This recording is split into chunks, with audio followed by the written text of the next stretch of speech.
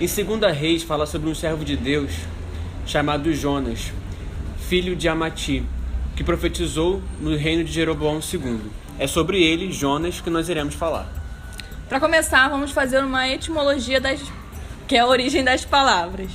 Jonas vem da palavra hebraica Ioná, que significa pomba. Sendo assim, Jonas pode representar simbolicamente o povo de Israel, ou pelo menos uma parte do povo, que assim como a pomba não tem entendimento. Amati também vem do hebraico e significa verdade. Logo a gente pode compreender Jonas como filho da verdade. Jonas, como já foi dito, é representante do povo de Israel, pode ser considerado representante do povo de Israel. E é para essas pessoas que o autor desse livro quer destinar a sua mensagem. Vamos começar. Jonas vivia em Jefé, que ficava a poucos quilômetros ao norte de Nazaré. E bom, certo dia o Senhor ordenou Jonas a uma missão. Essa missão era a de ir a Nínive, trajeto de cerca de 1.300 quilômetros de Jerusalém. Deus o ordenou a ir a Nínive e profetizar contra eles, porque suas iniquidades chegaram até a sua presença. Tá, mas por que Nínive? Mas Cat Keder mandou. Se ele mandou, está mandado. Tá bom, brincadeira. Nossa amiguinha vai explicar. Nínive era simplesmente a capital do mais terrível império dominador, a Assíria, que era uma ameaça assustadora à segurança de Israel. Lembrando que os assírios são lembrados até hoje como cruéis, por suas práticas contra os povos conquistados. Se você não lembra da aula de história, escravidão, tortura, deportação em massa e algumas coisas, é melhor você ir pesquisar, porque é um pouquinho pesado pra falar aqui. Essa relação não era assim. Posso? Pode, Bruna! Vai chegar sua vez. Deus mandou pra lá, pois pregar contra as nações é uma coisa, agora pregar contra elas em seu próprio meio é bem diferente. O objetivo de Deus ao enviar Jonas a Nínive deve ser diferente do que simplesmente comunicar a destruição da cidade. A palavra profética não quer ser simplesmente pronunciada, mas ela quer ser ouvida. Sua missão era de ir a Nínive, mas Jonas tomou o caminho contrário para o extremo ocidente. No porto de Jope, que é o mais próximo de quem mora em Jerusalém ou arredores. Ele pegou um navio com o objetivo de fugir para Tarsis, trocando uma viagem de alguns dias de duração por uma que poderia durar até 6 meses. 6 meses. Mas por que ele quis ir para Tarsis? Porque para ele era uma cidade tão distante, mas tão distante, que poderia representar o fim do mundo até então conhecido. Ele acreditava que se chegasse lá, Deus não poderia encontrá-lo. Segundo informações bíblicas e outras da antiguidade, Tarsis ficava ao sul da Espanha, mas até hoje não se sabe o lugar exato. O Senhor, para impedir a fuga de Jonas, iniciou uma tempestade. É o Deus Criador interferindo na sua criação para a realização da sua vontade. A tempestade era tão forte que a embarcação ameaçava se despedaçar. Os marinheiros, que ficaram aterrorizados, começaram a invocar cada um o seu Deus e a jogar no mar a carga do navio, tentando aliviá-lo. Enquanto isso, Jonas tinha descido para o porão do navio, deitado e dormia profundamente. Claramente eu. Até que chega o capitão que o acorda dizendo para invocar o seu Deus, que quem sabe teria piedade de todos eles. Depois de um tempo, os marinheiros decidiram entre si tirar a sorte, para saber de quem vinha a causa daquele mal. Vai. Posso falar? Pode.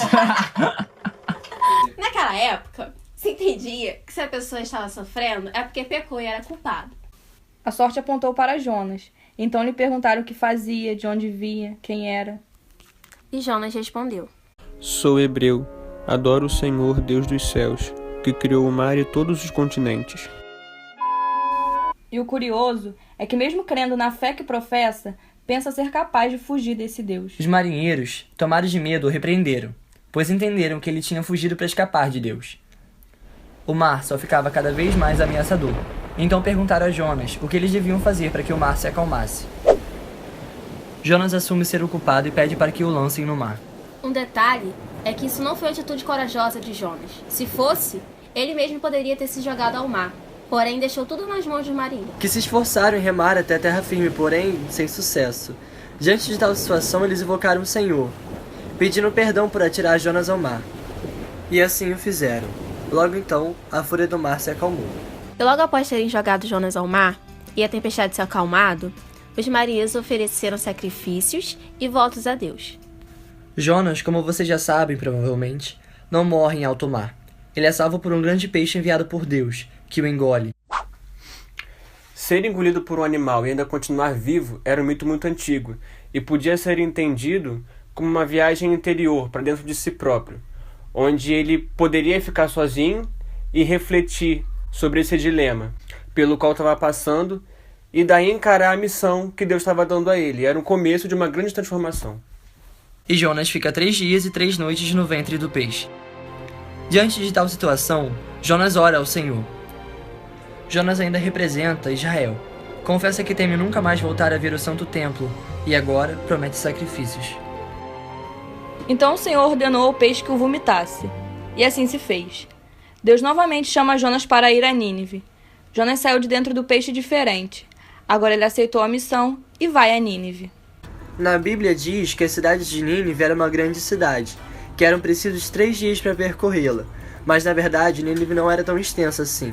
Segundo dados, a cidade tinha 4 km por 5 km de extensão, mais ou menos. Para a época, essas medidas eram bem significativas, portanto era considerada uma grande cidade. Então Jonas foi pela cidade durante todo o dia pregando que após 40 dias, Nínive seria destruída. Seu anúncio fez efeito imediato. Os próprios ninivitas propagaram a mensagem, então todos creram e começaram a fazer jejuns e penitências, a se vestir de sacos do maior ao menor.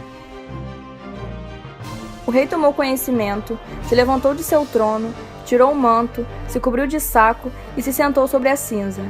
E então foi proclamado a todos pelas ruas de que ficaria proibido aos homens e animais, do maior ao menor, comer o que quer que seja, assim como pastar ou beber. Homens e animais se deveriam cobrir de saco, além de clamar a Deus e deixar de praticar o mal. Então, talvez Deus teria piedade e não deixaria que a sua cólera ardesse sobre o povo. Diante da atitude do povo que se arrependeu, Deus desiste do mal que iria os fazer e não os castiga. Deus, na verdade, não queria destruir a cidade. Ele queria que crescem nele. Mesmo diante da imperfeição humana, dos erros, das falhas, Deus está sempre disposto a perdoar. O amor de Deus não conhece fronteiras. O que impressiona nos ninivitas é justamente a sua fé. Eles creram e se unem em arrependimento e reconciliação.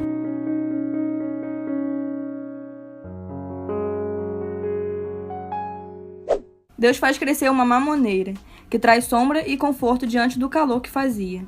Então Jonas se alegra extremamente. No dia seguinte, Deus manda um verme destruir a planta. Quando o sol nasceu, Deus mandou ainda um vento oriental. Então o profeta diz que é melhor morrer do que viver. O Senhor pergunta a Jonas se achava certo se irá por causa de uma planta. Jonas responde que sim. O Senhor então disse a Jonas: Tens compaixão da planta que não te custou trabalho, a qual não fizeste crescer, que numa noite nasceu e numa noite pereceu. E não hei eu de ter compaixão da grande cidade de Nínive, em que há mais de 120.000 pessoas e uma inumerável multidão de animais?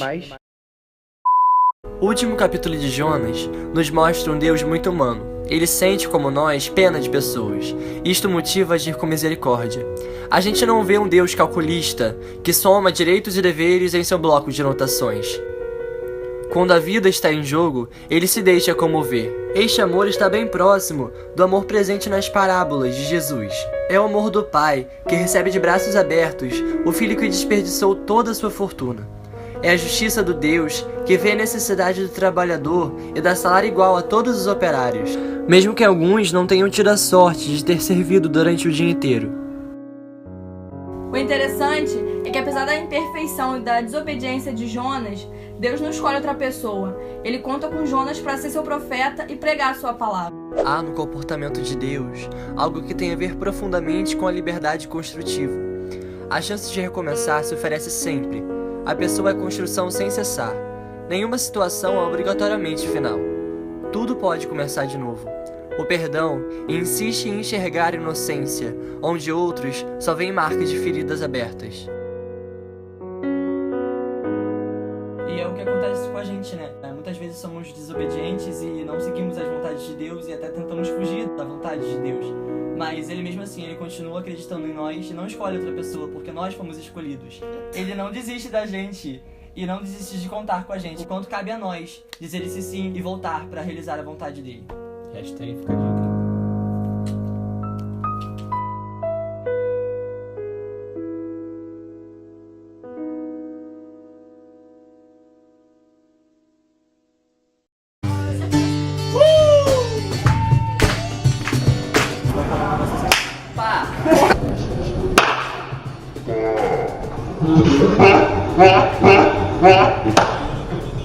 essa mensagem.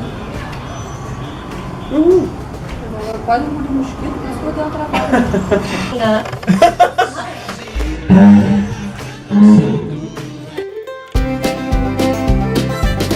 Peraí, Começa, entra. Você vai eu vou entrar pra onde, Lu? Você falou Chega mais pro lado, vai desligar. Tá, e eu falo o quê? Que eu não tô. Só olha pra câmera. Só olha pra câmera.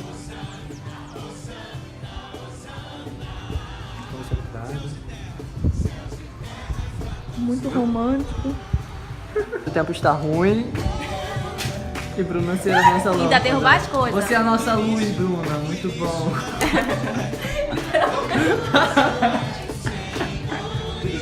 Tudo bom? Ok, não tá A caneta estourou.